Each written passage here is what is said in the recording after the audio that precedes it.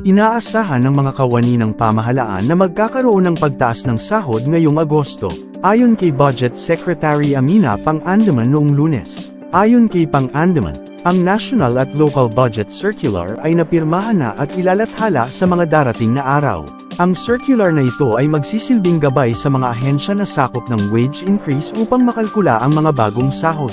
Pwede na po silang mag-adjust, agad-agad po, sinabi ni Pang-Andaman sa isang press briefing. Gayunpaman, ipinaliwanag ng kalihim na ang eksaktong petsa ng pagpapatupad ay nakasalalay sa bilis ng pagkalkula at pagsasakatuparan ng mga ahensya ng bagong sahod. Noong Agosto, naglabas si Pangulong Ferdinand Marcos Jr. ng Executive Order 64, na nagbigay ng dagdag sahod sa mga kawani ng pamahalaan sa mga sangay ng ehekutibo, lehislatibo, hudikatura, pati na rin sa mga constitutional commissions at offices, at mga government-owned or controlled corporations. Ang mga local government units, LGUs, ay inaasahang magpatupad ng dagdag sahod na proporsyonal sa kanilang klase at kakayahan sa pinansyal. Hindi sakop ng EO ang mga militar at uniformed personnel, pati na rin ang mga empleyadong nasa ilalim ng Contract of Service o Job Orders.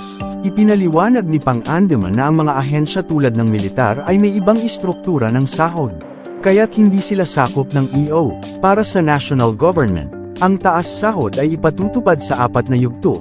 Ang unang yugto ay retroactive simula ika-1 ng Enero taong 2024. Ang pangalawang yugto ay magsisimula sa ika-1 ng Enero taong 2025. Ang pangatlong yugto sa ika-1 ng Enero taong 2026. At ang panghuling yugto ay magsisimula sa ika-1 ng Enero taong 2027.